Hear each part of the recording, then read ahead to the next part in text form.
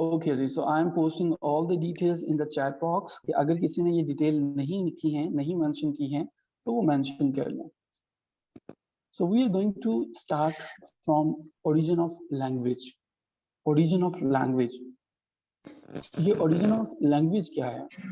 हमारे पास इंग्लिश जुबान है, पूरे का पूरा इसमें लिटरेचर दिया हुआ है, तो एक लैंग्वेज है, इंग्लिश एक लैंग्वेज है, उर्दू एक लैंग्वेज है, लेकिन ये लैंग्वेज कभी ना कभी वजूद में तो आई। इंग्लिश लिटरेचर जो है वो भी तो बजाते खुद एक किसी जुबान के अंदर है। तो दैट लैंग्वेजेस, चाहिए जिनके पीछे मुर्गे बोल रहे हैं काइंडली अपने आप को म्यूट कर लीजिए ताकि दूसरे जो है वो ये खूबसूरत आवाज ना सुन सकें। लैंग्वेज के ओरिजिन से पहले, लिटरेचर से पहले हमें ये समझना है कि what is the origin of language. हम जानते हैं कि सारी की सारी स्टोरी शुरू से शुरू करते हैं इन एंशिएंट टाइम।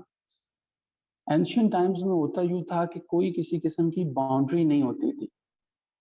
बाउंड्री नहीं होती थी मींस इसका मतलब ये हुआ कि जिसकी पावर थी उसी की हुकूमत होती थी।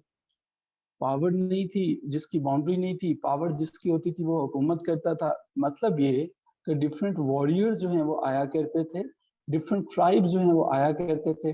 अब जिस ट्राइब के पास जो है वो ज्यादा पावर होती थी, वो ट्राइब जो है वो अपनी गवर्नमेंट बनाता था। जैसा कि आमतौर पे जंगल का कानून होता है, शेर को बादशाह क्यों कहा जाता है? क्योंकि उसके पास पावर है। So the same was going on in England. ये हम बातें कर रहे हैं बिफोर क्राइस्ट की। इंग्लैंड के अंदर भी कुछ ऐसा ही हो रहा था। और हो क्या रहा था बिफोर क्राइस्ट से पहले, कि जो भी आ रहा था, जो भी ट्राइब आता था इंग्लैंड के अंदर, वो अपनी हुकूमत जो है वो लाता था। अगर आप पावरफुल हैं, आपकी हुकूमत आ गई, अगर कोई और पावरफुल है तो उसकी हुकूमत आ गई। लेकिन एक चीज इंग्लैंड की सबसे मजे की ये थी कि ये जो भी ट्राइब आता था, इनका स्टे वहां पे परमानेंट नहीं होता था। अब परमानेंट की जो है मुख्तलिफ रीजंस हो सकती हैं। आपको भी पता है कि उस टेन्योर के अंदर जो है वो most probably they were facing the लेकेलिटी and the scarcity of the basic facilities. अब इनका जब स्टे परमानेंट नहीं होता था, तो हमें ये समझ में आया कि जो भी ट्राइब इंग्लैंड में आता था अपनी हुकूमत कायम कर लेता था। जब उसके ऊपर कोई दूसरा ट्राइब अटैक कर देता था, या पहले वाला ट्राइब जो है वो किसी तरह से वहां पे हुकूमत कायम नहीं रख सकता था, तो दूसरा ट्राइब आ जाता था। सो इंग्लैंड के अंदर जो स्टोरी चल रही है वो ये है कि मुख्तलिफ ट्राइब्स आते हैं और हमारे पास जो है वो अपनी पावर से गवर्नमेंट ले लेते हैं। अब अगर हमने पावर को लिख ही लिया है तो हमें माइकल फूके, जो कि एक अजीम सोशलिस्ट है, एक बहुत अजीम क्रिटिक है, Michael Foucault, FOUCAULT, Michael Foucault ये लिखता है कि जनाब there is a direct relationship between power and knowledge. Direct relation है। क्या रिलेशन है? अगर आप पावरफुल हैं तो आपकी जुबान लागू हो जाएगी। If you are powerful then you can impose your language. मिसाल लेते हैं, आप देखते हैं नॉलेज जिस बंदे के पास, जिस कौम के पास पावर होती है, वो अपनी लैंग्वेज को इम्पोज करते हैं। यहाँ तक तो आपको बात समझ में आ गई होगी। Why we are reading English literature today? Why not Urdu literature? Why not Persian literature? हमें ये बात मानना पड़ती है कि पावर का रोल मौजूद है। हमने आज चाइना के अंदर जो है वो चाइनीज लैंग्वेजेस के सेंटर्स क्यों कायम कर दिए? Because the power is there. So ultimately जो भी ट्राइब आता था, पावर उसके पास होती थी, वो अपना जो है वो अपनी लैंग्वेज जो है वो करते थे। इंडिया की मिसाल ले लेते हैं, इंडिया हमारे बिल्कुल साथ है। इंडिया के अंदर संस्कृत होती थी। इस लैंग्वेज का आपने नाम सुन रखा होगा, संस्कृत वाज देयर। अब संस्कृत के साथ भी वही पावर गेम थी। अब हम जानते हैं कि इसके बाद जब संस्कृत के बाद वहां पे मुगल्स आए, मुस्लिम रूलर्स आए, तो हम मुसलमानों ने वहां पे क्या किया? हमने वहां पे पर्शियन लागू कर दिया। So Persian was a language, the official language. Later on क्या हुआ, वहां पे जब जो है इंग्लैंड आया, जब उसने हमें कॉलोनी बनाया, तो देन व्हाट हैपेंड कि इंग्लैंड ने अपनी लैंग्वेज यानी कि इंग्लिश लैंग्वेज को लागू कर दिया। सो हमें एक सिस्टम ये समझ में आया कि पावर का और लैंग्वेज का आपस में एक डायरेक्ट रिलेशनशिप है। इसी तरह से आप देखें कि 1971 में पाकिस्तान के साथ एक ईस्ट पाकिस्तान के नाम से जाने वाला हिस्सा अलग हो गया, बिकॉज उनके जहां बहुत ज्यादा और तहफुजात थे, एक सिंगल तहफुज ये भी था कि बंगला इज आवर नेशनल लैंग्वेज। सो ये लैंग्वेज जो है वो बहुत पावरफुल वेपन होता है। अब लैंग्वेज जो है ये लैंग्वेज तो सारी की सारी चलती रही। इंग्लैंड के ऊपर 2 ट्राइब्स इंग्लैंड के अंदर आते हैं। पहले को आप जानेंगे केल्ट्स के नाम से, CELTS केल्ट्स, और दूसरे को आप जानेंगे गेल्स के नाम से। Alright, Gales. सो इंग्लैंड के अंदर ये 2 ट्राइब हमारे पास आते हैं। अब ये केल्ट्स और गेल्स कौन थे? जिस तरह से आपके पास हर जगह, हर कास्ट के अंदर, हर ट्राइब के अंदर मुख्तलिफ उसकी सब कास्ट आ जाती हैं, सिमिलरली केल्ट्स के अंदर और गेल्स के अंदर हमारे पास काफी ट्राइब्स है। यानी कि इनकी अगर हम फर्दर इनकी क्लासिफिकेशन करें तो हमें ये पता चलता है कि केल्ट्स और गेल्स जो हैं वो ये सिर्फ 2 कबीले नहीं थे, बल्कि केल्ट्स और गेल्स तो नाम था मुख्तलिफ कबीलों के जंक्शंस का, जो कि वहां पे उस टेन्योर में इकट्ठे इसलिए हुए थे ताकि वो चीजों को समझ सकें, एक दूसरे के साथ अपना रिलेशन डेवलप कर सकें। Okay, so the thing is, इस तरह से एक ताल्लुक जो है वो चलना शुरू हो गया। अब ये जो 2 कबीले हैं अजूरवाला, केल्ट्स और गेल्स, इन्होंने इंग्लैंड के ऊपर बहुत देर तक हुकूमत की। कितनी हुकूमत की, we are not going to discuss the years at the moment. आपको कंफ्यूजन से बचाने के लिए हम सिर्फ ये बता रहे हैं कि उन्होंने इंग्लैंड के ऊपर हुकूमत की, और जब इनकी हुकूमत थी तो इन्होंने इंग्लैंड को 2 लैंग्वेजेस दी। अगर पर्शियन मुस्लिम्स ने दी थी तो कैल्टिक्स ने आके जो है वो अपनी लैंग्वेज दी, कैल्टिक्स, केल्ट्स ने जो है वो लैंग्वेज दी कैल्टिक, गेल्स ने जो लैंग्वेज दी वो थी गैलिक। सो ये 2 लैंग्वेजेस जो हैं वो केल्ट्स और गैलिक्स जो हैं वो अब इंग्लैंड में बोली जाने लगी। लेकिन याद रहे ये लैंग्वेजेस जो हैं वो बिफोर क्राइस्ट की भी बातें हो रही हैं। ये उस इंग्लैंड की बातें हैं जिसमें अभी क्राइस्ट भी नहीं है। सो यहाँ से आगे हम जो है केल्ट्स और गेल्स ने आके जब अपनी लैंग्वेजेस इंग्लैंड को दे दी, उसके बाद हमारे पास एक और जो है वो इसमें चेंज आता है। अब की दफा हमारा जो चेंज आता है वो थोड़ा यूनिक चेंज है। यूनिक चेंज किस तरह से है? हमारे पास अब नए ट्राइब्स आ जाते हैं, नए ट्राइब्स आ जाते हैं, लेकिन न्यू ट्राइब्स आने से पहले कुछ चीजें आपको समझनी पड़ेंगी। जैसे इंग्लैंड से या जैसे इंडिया से इंग्लिश मैन चले गए, लेकिन उनकी कुछ ट्रेडिशंस जो हैं अभी भी वहां पे बाकी हैं। जैसे मुस्लिम्स इंडिया के तो रहने वाले नहीं थे। मुस्लिम्स जब यहाँ पे आए तो उन्होंने वहां पे आके जब इन्वेट किया तो कुछ मुस्लिम्स ऐसे थे जो कि इंडिया में ही रह गए। अब वो जो मुस्लिम्स जो इंडिया में रह गए थे, उन्होंने क्या किया, उन्होंने इंडिया के कल्चर को फॉलो कर लिया। India is occupying more than Pakistan, the Muslims there in India वो तो पाकिस्तान से भी ज्यादा है। अब इसी तरह से जब ये कैल्ट्स और गील्स जो हैं, इन्हों के ऊपर एक नया जो है वो अटैक होता है, एक नया जो है वो कल्चर आता है, तो ये पुराना कल्चर जो है वो खत्म हो जाता है। लैंग्वेजेस जो हैं वो वक्त के साथ इंग्लैंड में आती थी, चली जाती थी, आती थी, चले जाती थी, यहाँ तक कि हम ये देखते हैं कि एंशियंट पीरियड में हमारे पास एक कैरेक्टर आता है जिसे आप जूलियस सीजर्स के नाम से जानते हैं। जूलियस सीजर कब आता है हमारे पास? End of first BC, that is important for your competitive exam. End of first century BC। अब हमारे पास जब जूलियस सीजर आता है, अब आज का सेशन अगर आपने ढंग से अटेंड कर लिया तो you will come to know कि हिस्ट्री ऑफ इंग्लिश लिटरेचर कैसे आपको आसानी से समझ में आ सकती है। ये जो चीजें मैं बता रहा हूँ, अगर ये आपको अभी तक समझ में आ रही है, so you are on the right track. लेकिन अगर किसी चीज में कंफ्यूजन हुई, you may raise your hand, you may leave a message in the chat box. What we are going to do, we are going to take a pause and we are going to address your question. So ancient हमारे पास period में Julius Caesar आता है। अब Julius Caesar जो है, इसने England पे 2 दफा अटैक किया। अब ये भी डेट्स इंपॉर्टेंट हैं, एक 54 BC में और दूसरा 52 BC में। BC stands for before Christ. और इसने कोशिश ये की कि जो इंग्लैंड है, इंग्लैंड को मैं अपना, चूंकि ये रोम से था, ये इटली से था, कि मैं इसको जो है वो रोमन इंपायर का हिस्सा बना लूं। पहली दफा तो ये नाकाम हो गया, लेकिन 52 BC में जब इसने अगेन अटैक किया तो रोमन एम्पायर का हिस्सा बना लिया।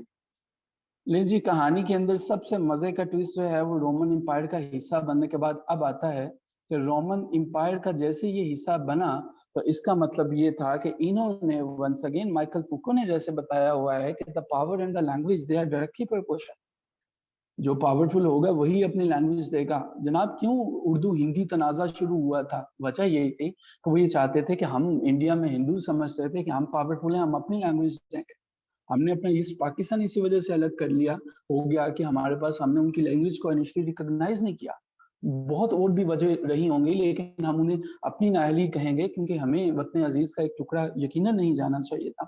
सो जी, रोमन एम्पायर का जब ये पार्ट बना तो अब इनकी जो लैंग्वेज उस वक्त बोली जाती थी वहां पे वो थी लैटिन। अब लैटिन का इंग्लैंड के ऊपर इतना गहरा असर था कि इवन इंग्लैंड में अपने जो अल्फाबेट्स हैं, इंग्लिश अल्फाबेट्स हैं, उन्हें आज भी हम रोमन अल्फाबेट्स कहते हैं। सो जी, जब ये पार्ट बन गया उससे पहले ये समझना जरूरी है कि इससे पहले हमारे पास लैंग्वेजेस कौन कौन सी वहां पे थी। कैल्टिक और एंड गैलिक, ये दो लैंग्वेजेस वहां पे ऑलरेडी एग्जिस्ट करती थी। लेकिन लैंग्वेजेस एग्जिस्ट कैसे करती थी? क्या लैंग्वेजेस वहां पे हमें कोई रिटन मैन्यूस्क्रिप्ट्स मिलते थे, या हमें जो है वो ये लैंग्वेज की एग्जिस्टेंस का कैसे पता चलता है? क्या ये रिटन फॉर्म में थी? नो, लैंग्वेजेस रिटन फॉर्म में बिल्कुल एग्जिस्ट नहीं करती थी। लैंग्वेजेस तो मेरली डायलेक्ट्स है।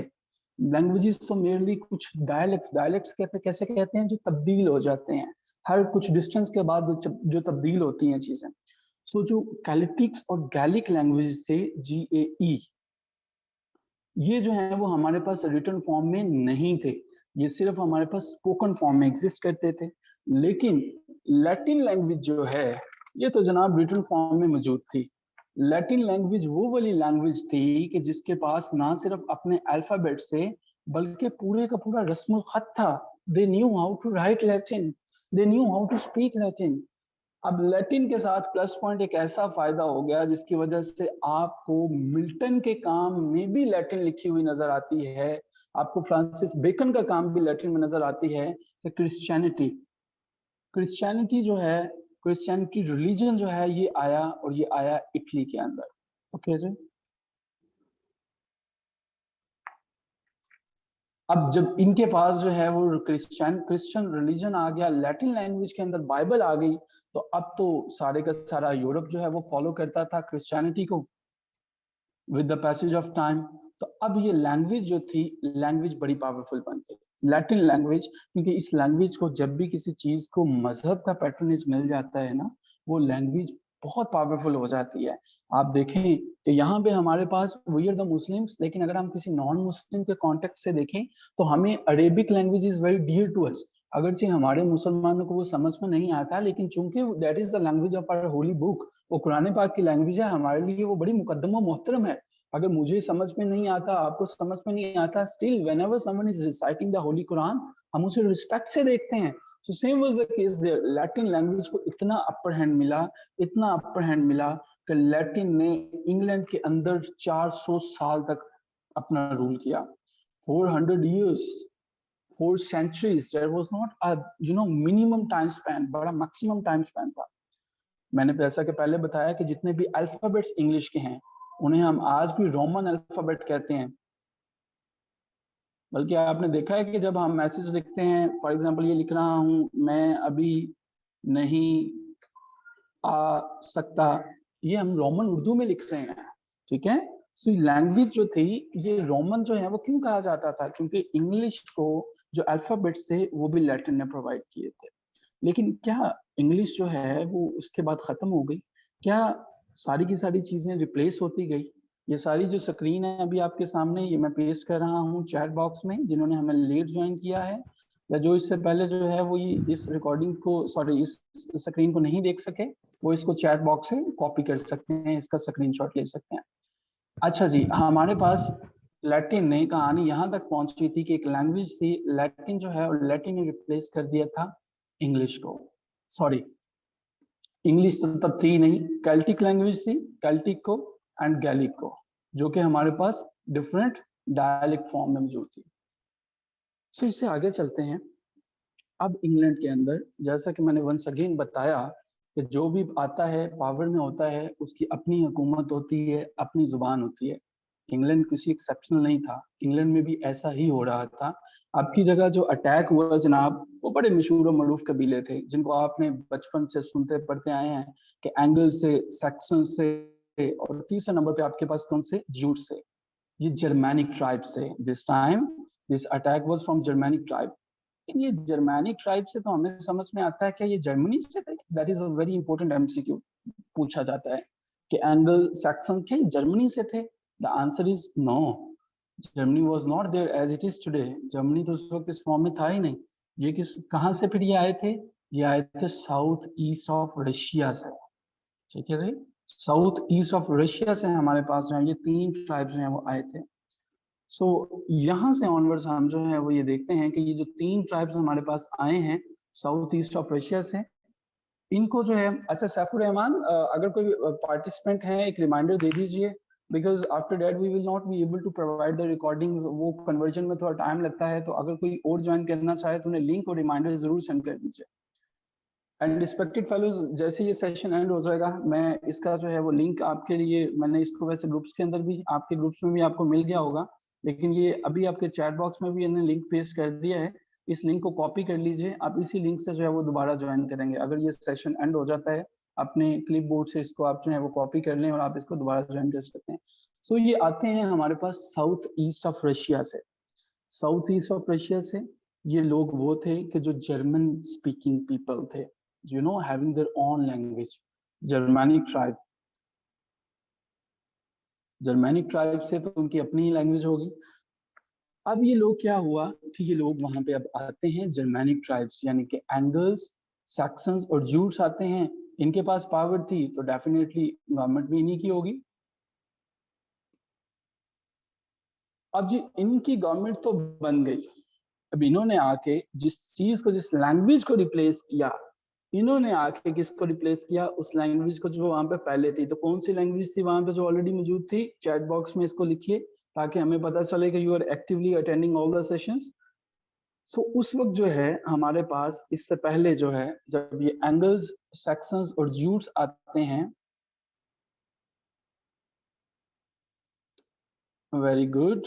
बाकी जो हैं, जो पार्टिसिपेंट्स हैं, उन्हें क्या समझ में नहीं आ रहा? Good, we have two answers, means हमारे पास 18 randomly students, 16 to 18 हैं, but 2 people are responding, so be active there। अब ये जो 3 ट्राइब्स थे, एंगल, सेक्शंस और ज्यूट थे, इनकी अपनी एक लैंग्वेज थी और इन्होंने इंग्लैंड को आके अब अपनी एक जुबान दे दी। अब यहाँ से जो सबसे ज्यादा पावरफुल ट्राइब था इनमें, वो था एंगल्स का। ये स्टोरी यहाँ से आगे आपको आसानी से समझ में आ जाएगी। एंगल से निकला इंग्लैंड, यू नो, एंगल से निकली इंग्लिश। क्या, लेकिन हम तो आज इंग्लैंड के नाम से जानते हैं, हम तो आज इंग्लिश के नाम से जानते हैं। सो ये इंग्लैंड और इंग्लिश क्या हुआ?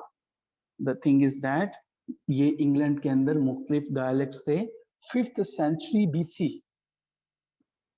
Important MCQ once again, 5th century BC से पहले इंग्लैंड के कोई परमानेंट नेम नहीं था।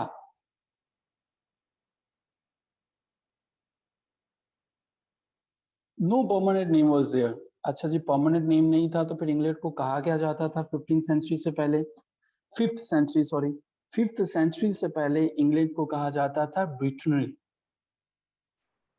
इंग्लैंड को कहा जाता था ब्रिटन, ब्रिटनरी, ब्रिटन, ब्रिटनरी, समथिंग लाइक दैट। बट ये जो है वो with the passage of time हमने देखते हैं कि जब ट्यूडर डेंसिटी हमारे पास आती है, ये तो कहीं बाद में जाके 1485 के अंदर जब ट्यूडर डेंसिटी आती है, तब ये ग्रेट ब्रिटेन के नाम से जाना जाता है। उससे पहले तो ये ब्रिटेन था, लेकिन फिर इसको जो है वो एक नेम दे दिया गया, that was Britain, that remain permanent. जो फेलोज नए ज्वाइन कर रहे हैं, प्लीज म्यूट योरसेल्फ ताकि आपकी वजह से दूसरे फेलोज डिस्टर्ब ना हो। सो जी, ये ब्रिटेन है। अभी तक हमने यहाँ पे समझा कि किस तरह से हमने कहानी शुरू की केल्ट से, फिर हमने ये समझा केल्ट्स और गेल्स को, फिर एंगल्स, सैक्सन्स और जूट पे समझा। अब हम ये समझ रहे हैं कि इंग्लैंड जो आज का है, इसमें सबसे मेजर रोल था एंगल्स का। एंगल्स जो कि ट्राइब थे। अब ये ट्राइब जो हैं, ग्रेजुअली जो है ये मूव किया इन्होंने।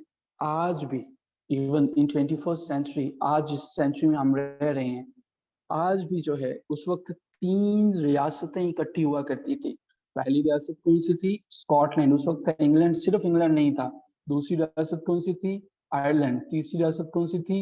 वेल्स। और ये सब मिलके जो है वो ये किसमें शामिल थे? इंग्लैंड के अंदर, ग्रेट ब्रिटेन के अंदर जो है वो ये शामिल थे। So England is not the story of a single country.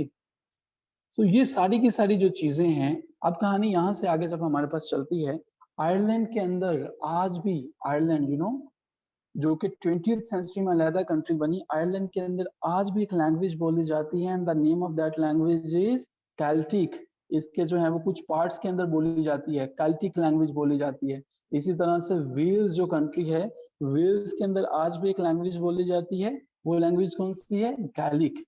सो ये लैंग्वेजेस वहां पे एग्जिस्ट करती हैं, लेकिन स्पोकन फॉर्म में। जैसे मैं आपको अभी बताऊंगा, आप हैरान हो जाएंगे कि पाकिस्तान के अंदर 76 स्पोकन लैंग्वेजेस हैं, इंडिया के अंदर 26 लैंग्वेजेस हैं,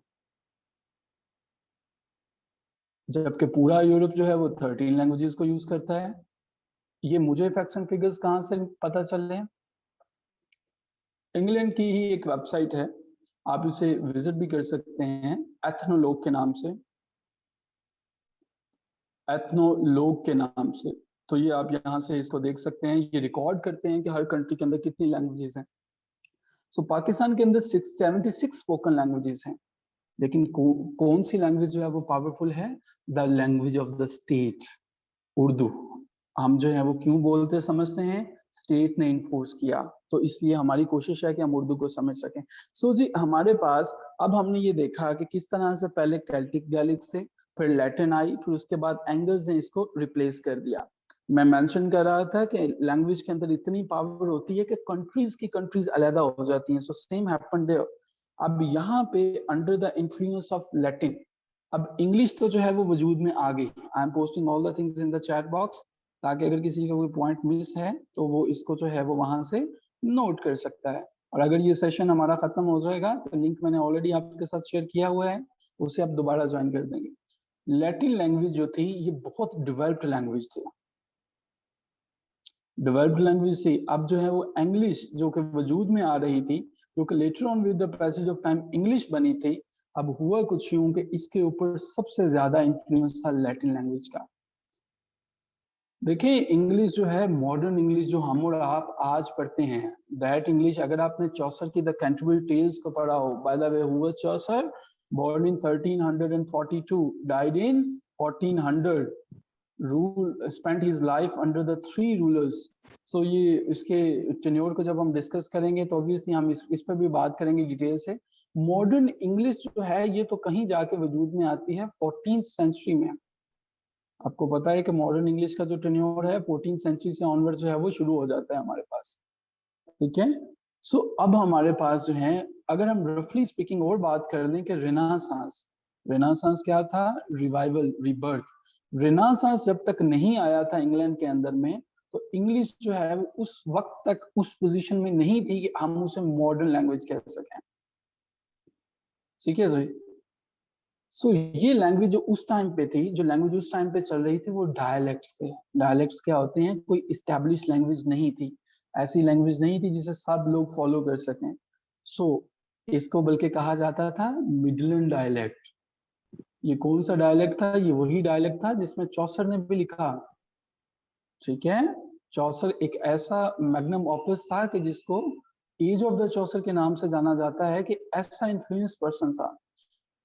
सो इंग्लैंड के अंदर जो है, अब हमारे पास जो पहला राइटर था, वेरी फर्स्ट राइटर जिसने इंग्लैंड के अंदर लिखा, और हमारे पास जो रिटन मैन्युस्क्रिप्ट आता है, वो एक हमारे पास एपिक पोइम आती है जो कि ब्यूवुल्फ के नाम से आती है, ब्यूवुल्फ, जिसके अंदर टोटल लाइंस हैं 3187। लिखने वाले का नाम नहीं पता। सो क्या था इसके अंदर जो है वो ब्यूवुल्फ के अंदर, और ये क्यों समझना जरूरी है?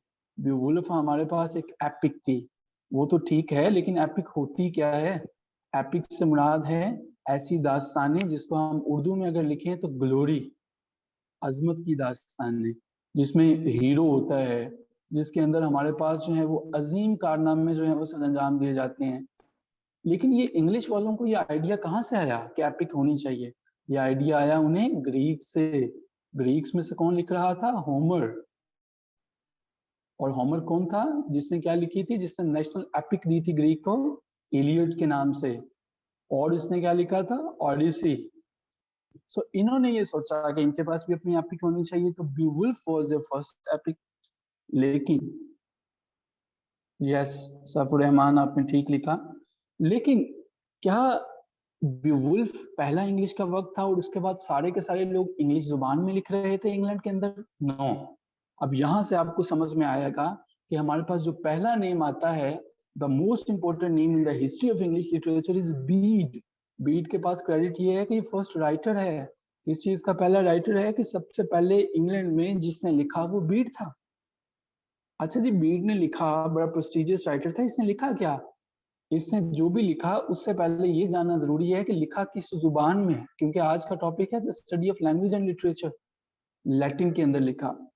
देखिए, बीट लैटिन उस वक्त जो है वो इस्टेब्लिश लैंग्वेज नहीं थी, लेकिन लैटिन जो बोलता था, जो लिखता था, उसको रिस्पेक्ट दी जाती थी। सिमिलरली उसी तरह से कौन सी रिस्पेक्ट? वही रिस्पेक्ट जो आज पाकिस्तान, इंडिया, बांग्लादेश और ऐसी कॉलोनीज के अंदर इंग्लिश स्पीकर्स को दी जाती है। ठीक है जी। So even Milton, John Milton, जो कि आपको पता है कि मिल्टन बहुत बाद में आया, कहीं जाके 1608-9 में वो पैदा हो रहा है। मिल्टन जिसने पैराडाइज लॉस्ट लिखी, उसका आगाज वाला काम भी लैटिन में है। तो जरा सोचिए कि ये लैटिन ने अंग्रेजों को कितना मुतासिर कर रखा था कि वो लैटिन की जान नहीं छोड़ते थे। अब ये लैटिन का असर इंग्लिश पर रहा जी 17th सेंचुरी तक। ऑल्दो मिल्टन की paradise lost and the paradise regained जो कि मास्टरपीसेस हैं, वो तो ऑब्वियसली इंग्लिश में ही हैं, लेकिन इसका आगाज का काम जो है वो लैटिन में है। और मिल्टन कोई आम बंदा नहीं था जी। जिन्होंने हिस्ट्री ऑफ इंग्लिश लिटरेचर को पढ़ रखा हो उन्हें पता होगा कि मिल्टन जो है वो प्यूरिटन था। ये प्यूरिटन क्या होता है, परेशान होने की जरूरत नहीं है, सिर्फ ये समझ लीजिए कि ये प्यूरिटन था। प्यूरिटन एक फिरके का नाम है। प्यूरिटन होने की वजह से ये क्या था, ये क्रॉमवेल के करीब था।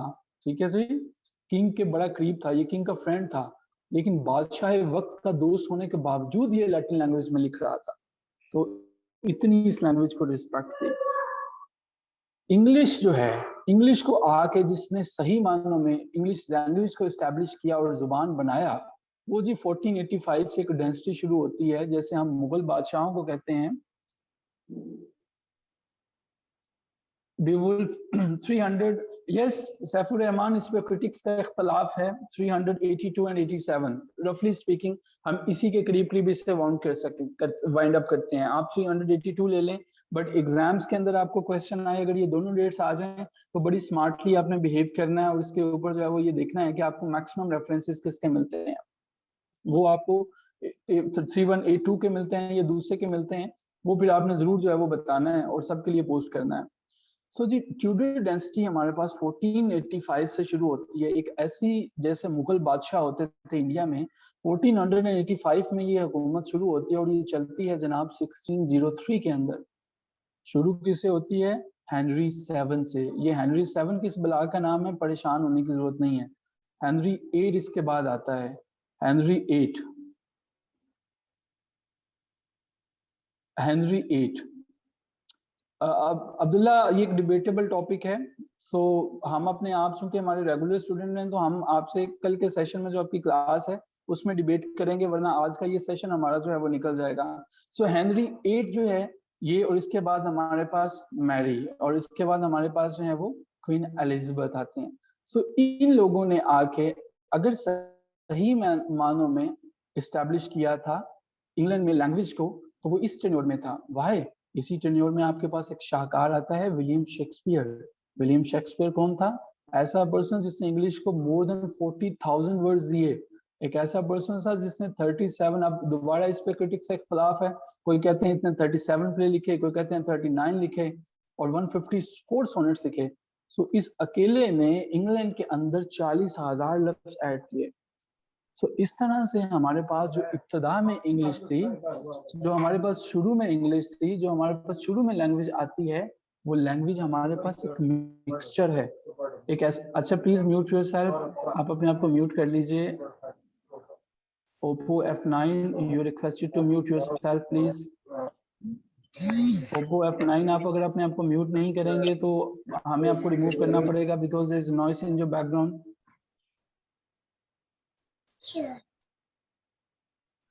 Oppo F9, please mute yourself. I'm sorry, with heavy heart, I have to remove you, Oppo. Okay जी, हमें ओप्पो को रिमूव करना पड़ा because this is a recorded session and we can not afford the disturbance. आप सबसे भी गुजारिश है कि काइंडली अपने आप को म्यूट रखिएगा। सो जी, हमारे पास ये सिचुएशन जहाँ से ऑनवर्ड जो है वो चलती हैं, और जो रिमूव हो जाता है वो फिर आज का सेशन हमारा दोबारा नहीं ले सकेगा। इसलिए प्लीज़ ये ध्यान में रखिएगा कि काइंडली अपने आप को म्यूट जो है वो ना कीजिए, और सॉरी अनम्यूट ना कीजिए। सो हमारे पास जो इब्तिदा में इंग्लिश लैंग्वेज आती है, once again I am posting all the things in the chat box. अगर कोई इनका जो है वो स्क्रीनशॉट लेना चाहे तो वो स्क्रीनशॉट लेके इन चीज़ों को मेमोराइज कर सकता है जी। सो जी, हमारे पास जो है जो इब्तिदा में इंग्लिश आती है वो हमें ये समझ में आया, दैट इज द मिक्सचर। अब किन चीज़ों का मिक्सचर है? जर्मैनिक सेटलमेंट्स का। किन चीज़ों का मिक्सचर है? लैटिन का। किन चीज़ों का मिक्सचर है? केल्ट्स की लैंग्वेजेस का। देखें, जैसे मुस्लिम से मैंने ये बताया कि मुस्लिम्स हम लोग जो हैं वो इंडिया में रह गए थे। पार्टीशन ना होती, अगर एक लम्हे के लिए अगर आप 1947 से पहले के इंडिया में वापस चले जाएं, तो हमने ये सारे का सारा जो कल्चर, हमने जो सारी चीज़ें ऑप्ट की हैं, वो कहाँ से की हैं? यहीं से की हैं। सेशन हमारा एंड हो रहा है जी, लेस देन 1 मिनट है, तो आपके पास लिंक मौजूद है। ये लिंक मैं दोबारा से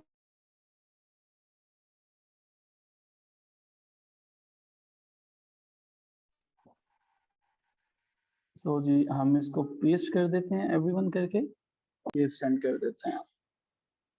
जी ये लिंक है, इसी लिंक से आप दोबारा ज्वाइन करें। अभी मैं मीटिंग एंड कर रहा हूँ, और इससे आप जैसे दोबारा आते हैं तो हम इससे आगे चलेंगे और हम ये डिस्कस करेंगे कि एंग्लो सेक्शन, अब हम एंग्लो सेक्शन तक पहुंच गए हैं, ठीक है, 450। हम ये समझने की कोशिश करेंगे कि 450 से ऑनवर्ड्स एंग्लो सेक्शन इंग्लैंड कैसा इंग्लैंड था। अभी तक हमने ये समझा लैंग्वेज कैसे वजूद में आई।